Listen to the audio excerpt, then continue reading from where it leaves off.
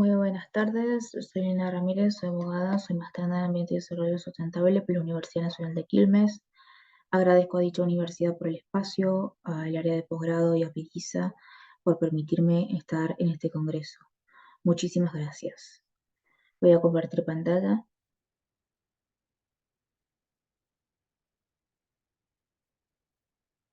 El nombre de mi ponencia es el siguiente, es Riesgo Ambiental, Desastre por incendio en los esteros deliberados, un enfoque jurídico. Bien, en este caso se va a tratar el fenómeno natural de la sequía y las consecuencias que dejó los incendios en la provincia de Corrientes, más específicamente en la zona de los esteros de Liberá y áreas de reserva. La evolución del pensamiento científico en materia de riesgo interpreta estos fenómenos como potencialmente peligrosos, pudiendo derivar en desastre. En este caso tenemos lo que es el exceso y déficit hídrico presentando graves consecuencias sociales, económicas y también de otro tipo. Estos eventos como el exceso y el déficit se da en determinados periodos temporal del año. Los incendios, si bien responden a múltiples causas, siendo algunas de ellas accidentales, intencionales o por alta temperatura, en la provincia de Corrientes, o en la provincia como las de Corrientes, que se dedican a la ganadería, a la forestación, también se dedican a las arroceras y el ecoturismo. Utilizan la quema como una práctica para la renovación de pasturas. Una definición de quema podemos mencionar la que establece la ley de quema, la 26.562, artículo 2, al mencionar que es toda la eliminación de la vegetación o residuo de vegetación mediante el uso de fuego, con el propósito de habilitar un terreno para su aprovechamiento productivo.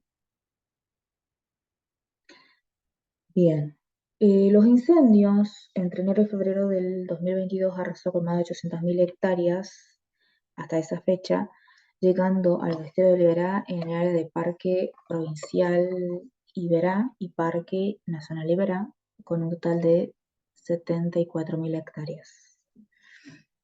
Los esteros de Liberá son la última muestra en América del Sur de pastizales subtropical en buen estado de conservación. Bien.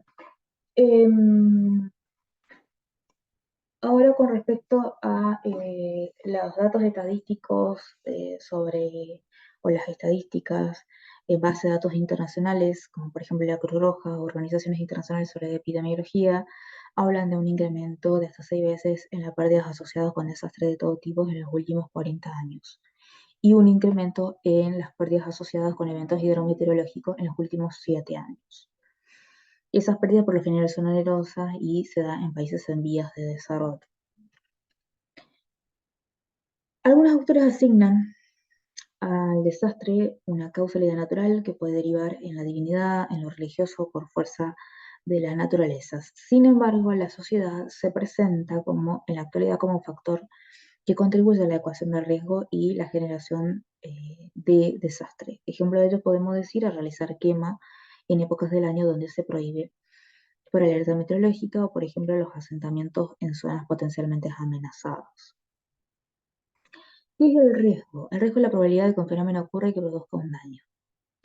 De acuerdo a la Estrategia Internacional de Reducción de Riesgo de Desastre, el riesgo es la exposición de la población, de los bienes y del ecosistema a una amenaza. En este caso, la amenaza es un factor externo que representa la posibilidad de que ocurra un fenómeno o evento adverso en un momento o lugar específico con magnitud determinada. En este trabajo lo que nos interesa es la amenaza hidrometeorológica, que está dado como el niño o la niña que inciden en las precipitaciones y la temperatura, y que con la proyección también del calentamiento global generan efectos adversos. Em,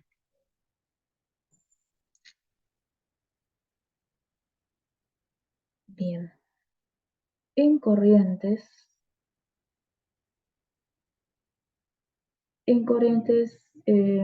alrededor de 1 millón de hectáreas corresponde a la Estrella y áreas protegidas, y bueno, fueron las afectadas, un cierto porcentaje fueron afectadas por los incendios.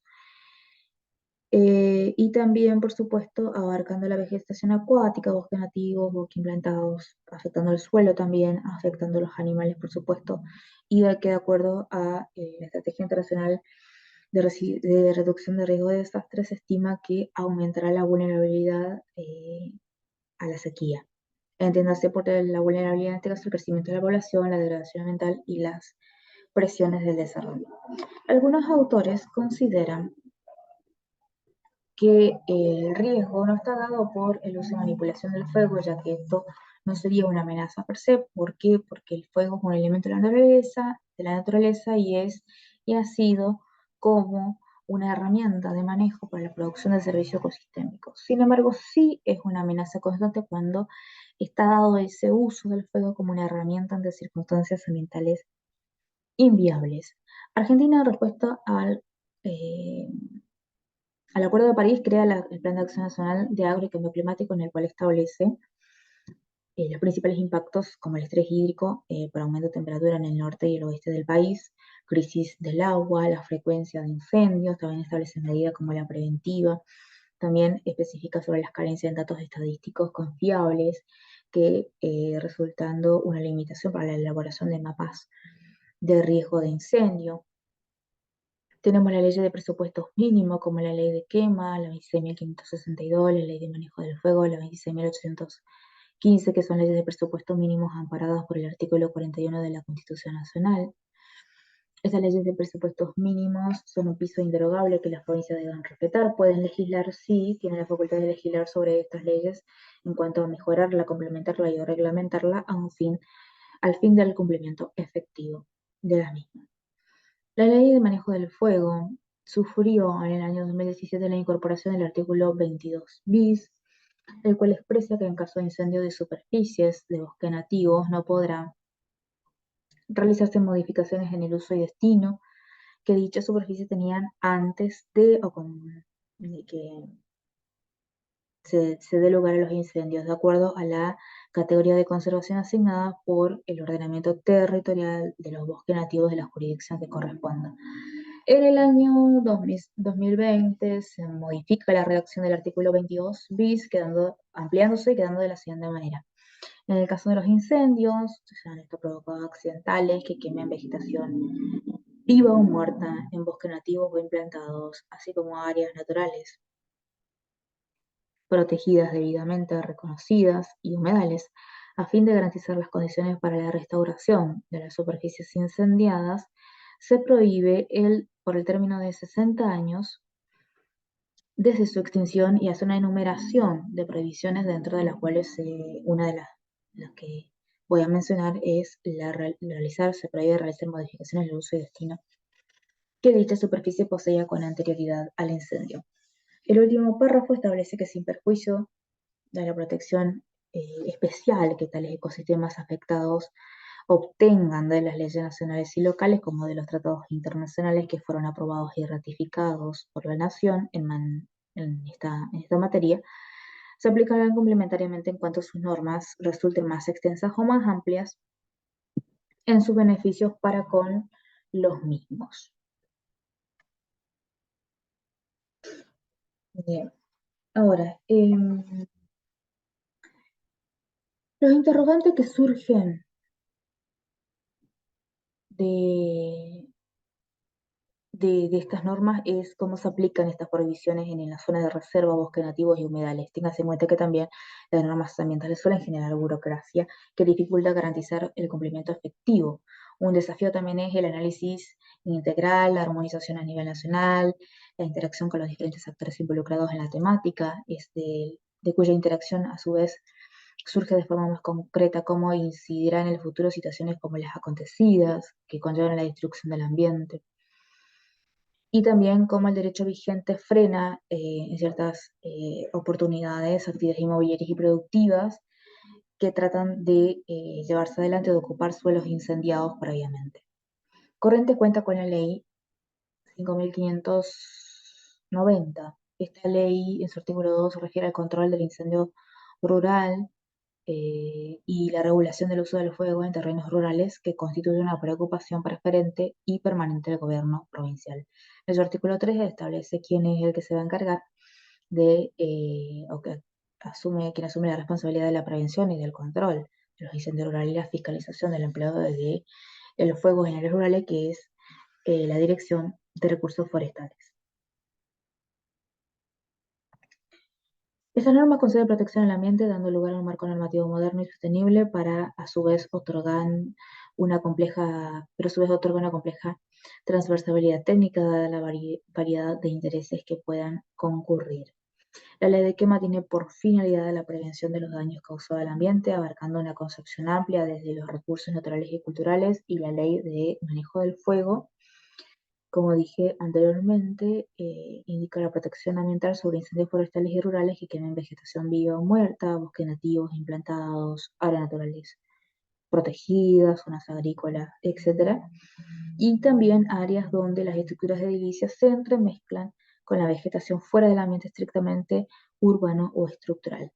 Es importante mencionar que estas normas, como el artículo 41 de la Constitución Nacional, hace referencia al principio de prevención, que implica que hace referencia o que tiene que ver con acciones que se anticipan, o sea, adoptar medidas o adoptar acciones que se anticipan para prevenir cualquier tipo de degradación ambiental, es decir, actuar antes del daño, evitando efectos no queridos por acciones que hacen al desarrollo. Entonces, a su vez, establece una categoría de daño que obliga a la recomposición en el caso de que éste se produzca. El INTA, de un informe realizado en febrero del 2022, que sale en febrero del 2022, pero que tiene que ver con un informe que se analiza el mes de enero del 2022, las áreas quemadas habían incrementado hasta 6 veces. Y también menciona que el foco de calor, como las superficies afectadas por la quema, presenta una tendencia lineal y positiva que en el caso de que no se dé lugar que no revertirse las tendencias meteorológicas, las áreas quemadas pueden seguir incrementándose. Un estudio previo a los incendios que había realizado investigadores de CONICET habían observado 15 áreas valiosas para la conservación de animales que se hallaban en extinción y que se encuentran en la ecorregión de los esteros de Liberá. Por ello, ante la amenaza de control por la sequía y las altas temperaturas ponen de manifiesto la necesidad de abordar de un modo más estratégico este tema, un tratamiento más estricto sobre quienes desatiendan las alertas y ocasionan focos ígneos. Esto, lo que ocurrió con los incendios, demuestra la vulnerabilidad de la provincia o de la región ante el cambio climático y fenómenos como las sequías que han afectado humedales, pastizales, bosques nativos, únicos en su tipo de biodiversidad. A modo de conclusión, podemos decir que si bien la sequía es uno de los fenómenos más complejos junto con el cambio climático, requieren de un compromiso por parte de los actores sociales para la alerta temprana, la adaptación por parte de la sociedad, para evitar desastres que perjudiquen a los ecosistemas que son necesarios para la humanidad. También en cuanto a estrategia para la gestión integral del riesgo, que abarque antes, durante y después de los eventos o de los extremos complejos. Con respecto a la normativa, la ley de quema hemos evidenciado que es de poco cumplimiento efectivo, también en cuanto al manejo del fuego, deja de manifiesto la carencia en cuanto a la responsabilidad por daño ambiental, sus objetivos no se cumplen o se cumplen de manera parcial.